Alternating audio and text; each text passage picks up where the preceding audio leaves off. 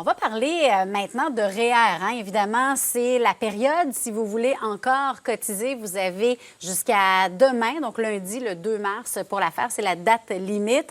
Mais avec ce qui se passe en ce moment en bourse, il y en a peut-être qui se posent des questions ou qui regrettent d'avoir contribué à leur REER avant. Michel-Olivier Marcoux, auteur et président gestion de patrimoine ASF, est avec moi. Bonjour. Bon matin. Donc, effectivement, là, si on achète en ce moment, ça vaut peut-être plus la peine que ceux qui ont cotisé au cours des dernières semaines, derniers mois. C'est ça, exactement. C'est rare qu'on est récompensé pour être à la dernière minute dans la vie en général.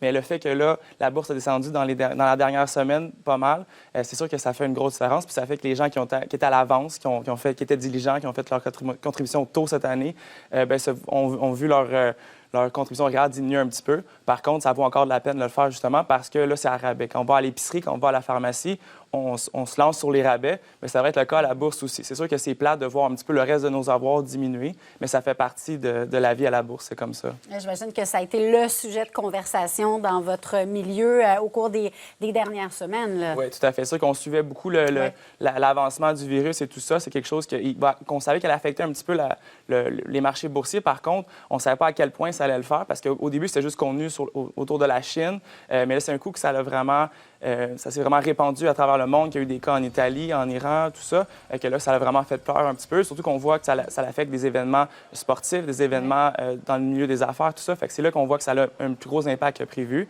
Mais c'est souvent, ça arrive des fois des événements comme ça qui sont imprévus. On pense au 11 septembre, personne n'avait prévu ça. Ça a un impact sur le marché boursier, mais ça fait partie un peu de la vie quand on met de l'argent de côté puis quand on investit. Et là, l'important, c'est de ne pas paniquer. C'est vraiment le message qu'on essaie d'envoyer. Tout à fait. Les personnes qui perdent de l'argent dans les cas de crise comme ça, c'est les gens qui paniquent, qui sortent leur argent de la bourse, qui le mettent dans un compte de banque ou qui abandonnent un petit peu le marché. C'est là qu'on perd de l'argent parce que la bourse, il y a eu des récessions, des corrections dans l'histoire, puis il va en avoir, ça c'est certain. Il faut juste savoir être patient, prendre son mal en patience, puis des fois, rajouter un peu de sous. Si on a des liquidités, c'est le temps d'en rajouter. Même si on a cotisé à nos REER, peut-être qu'on peut en mettre dans nos CELI, peut-être qu'on peut en mettre de côté tout simplement dans un compte épargne. Ça vaut la peine parce que là, on a un rabais encore une fois. On a un rabais, mais comme on se disait, on ne sait pas si ça va continuer à descendre encore. Donc, oui, on paie moins cher qu'on payait il y a une semaine ou deux, mais peut-être que d'attendre aussi, ça peut être payant, mais c'est tellement volatile qu'il n'y a personne qui peut le prévoir. Exactement. On ne sait pas si c'est la fin, si ça va se contenir. D'une journée à l'autre, ça change beaucoup. Peut-être qu'il va y avoir un vaccin qui va tout régler, que ça ne sera plus une inquiétude pour les gens.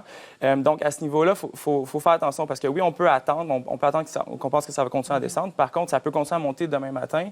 Et bien là, on a manqué un peu le bateau. Fait que, idéalement, c'est sûr que c'est d'en mettre un petit peu à tous les jours. L'idéal, ce que je dis toujours aux gens, c'est d'en mettre régulièrement. Faire l'épargne systématique, c'est ça le mieux. Donc, à chaque fois qu'on reçoit une paye, on met l'argent de côté. Comme ça, on profite des moments où il y a des baisses comme ça. Puis, des fois, ça monte, ça continue à monter. Mais au moins, on a profité des quelques semaines que ça a monté.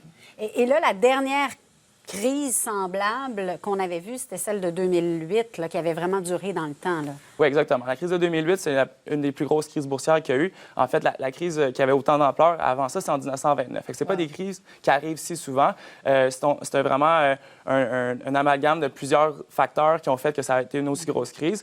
Je pense qu'on n'est pas vraiment à la même place au niveau des marchés présentement. Les entreprises ont quand même des bons bilans, ils ont quand même beaucoup de sous de côté, comme les grosses entreprises comme Apple, tout ça. Il faut penser aussi au taux de chômage qui est très, très bas présentement au Canada et aux États-Unis. Donc, c'est pas vraiment la même situation qu'en 2008. On ne sait pas jusqu'à où ça va aller, la baisse des marchés. J'aimerais ça le prédire, mais je ne peux pas, je n'ai pas de boule de cristal. Par contre, ce n'est pas la même situation économique que c'était en 2007-2008. Donc, ça va être probablement un petit peu plus ponctuel parce qu'il y a une raison essentiellement qui fait paniquer les marchés boursiers. C'est la crise du coronavirus qui sévit. On est rendu à plus de 60, je pense que c'est 64 pays qui sont touchés en ce moment. Donc, on en est rendu où si on regarde la chute, là, parce qu'on comparait justement à 2008, là, vous avez dû regarder les chiffres quand ça a fermé? Bien, en fait, dans les dernières semaines, la bourse, la semaine passée, a descendu de moins 12 aux États-Unis. Fait que c'est quand même beaucoup. C'est majeur. C'est majeur, exactement. On a passé le 10 de baisse, qui est une correction officiellement. Mais ça ne veut pas dire qu'il faut s'inquiéter pour autant.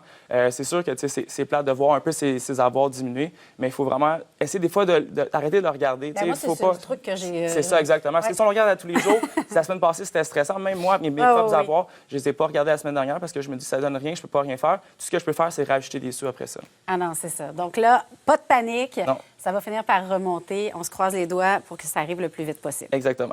Merci beaucoup d'avoir été avec nous ce matin.